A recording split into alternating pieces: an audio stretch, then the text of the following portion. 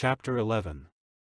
History examines the manifestations of man's free will in connection with the external world in time and in dependence on cause, that is, it defines this freedom by the laws of reason, and so history is a science only in so far as this free will is defined by those laws. The recognition of man's free will as something capable of influencing historical events, that is, as not subject to laws, is the same for history as the recognition of a free force moving the heavenly bodies would be for astronomy. That assumption would destroy the possibility of the existence of laws, that is, of any science whatever. If there is even a single body moving freely, then the laws of Kepler and Newton are negatived and no conception of the movement of the heavenly bodies any longer exists. If any single action is due to free will, then not a single historical law can exist, nor any conception of historical events. For history, lines exist of the movement of human wills, one end of which is hidden in the unknown but at the other end of which a consciousness of man's will in the present moves in space, time, and dependence on cause. The more this field of motion spreads out before our eyes, the more evident are the laws of that movement. To discover and define those laws is the problem of history. From the standpoint from which the science of history now regards its subject on the path it now follows, seeking the causes of events in man's free will, a scientific enunciation of those laws is impossible, for however man's free will may be restricted, as soon as we recognize it as a force not subject to law, the existence of law becomes impossible. Only by reducing this element of free will to the infinitesimal, that is, by regarding it as an infinitely small quantity, can we convince ourselves of the absolute inaccessibility of the causes, and then instead of seeking causes, history will take the discovery of laws as its problem. The search for these laws has long been begun, and the new methods of thought which history must adopt are being worked out simultaneously with the self-destruction toward which, ever dissecting and dissecting the causes of phenomena, the old method of history is moving. All human sciences have traveled along that path. Arriving at infinitesimals, mathematics, the most exact of sciences, abandons the process of analysis and enters on the new process of the integration of unknown, infinitely small, quantities. Abandoning the conception of cause, mathematics seeks law, that is, the property common to all unknown, infinitely small, elements. In another form but along the same path of reflection the other sciences have proceeded. When Newton enunciated the law of gravity, he did not say that the sun or the earth had a property of attraction. He said that all bodies from the largest to the smallest have the property of attracting one another, that is, leaving aside the question of the cause of the movement of the bodies, he expressed the property common to all bodies from the infinitely large to the infinitely small.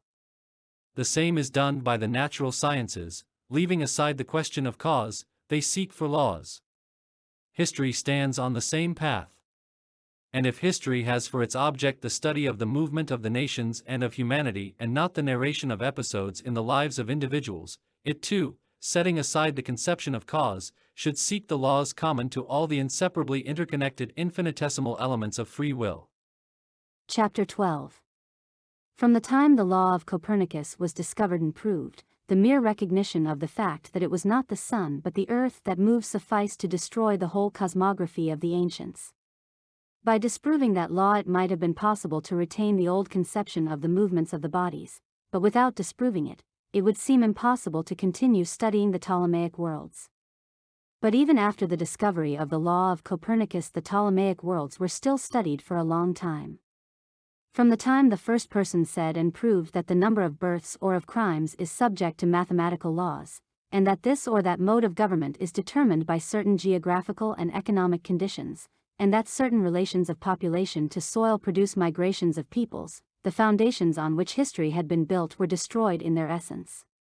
By refuting these new laws the former view of history might have been retained, but without refuting them it would seem impossible to continue studying historic events as the results of man's free will. For if a certain mode of government was established or certain migrations of peoples took place in consequence of such and such geographic, ethnographic, or economic conditions, then the free will of those individuals who appear to us to have established that mode of government or occasioned the migrations can no longer be regarded as the cause. And yet the former history continues to be studied side by side with the laws of statistics, geography, political economy, comparative philology, and geology, which directly contradict its assumptions.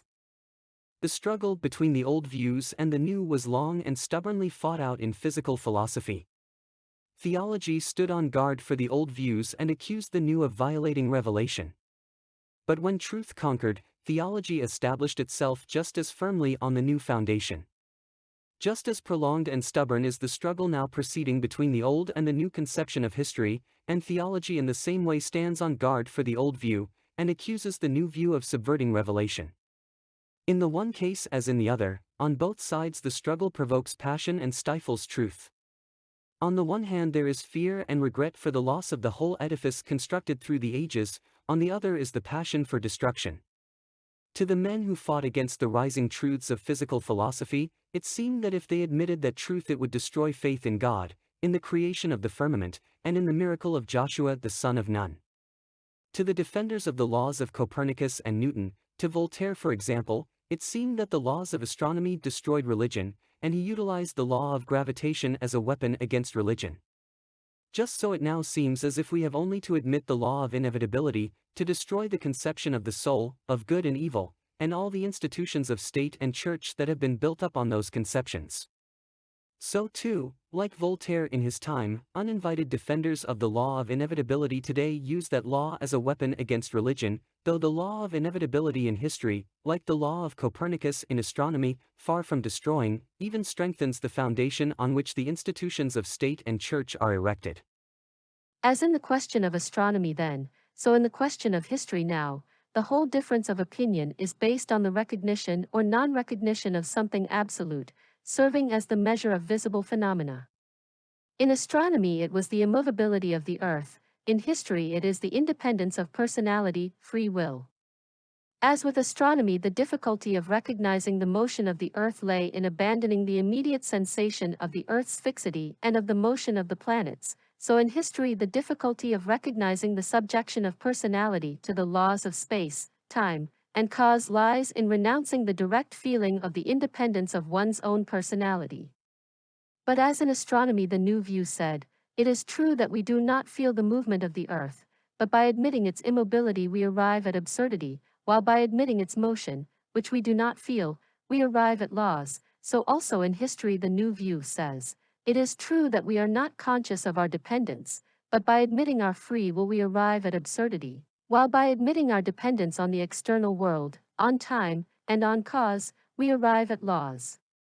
In the first case it was necessary to renounce the consciousness of an unreal immobility in space and to recognize a motion we did not feel. In the present case it is similarly necessary to renounce a freedom that does not exist, and to recognize a dependence of which we are not conscious.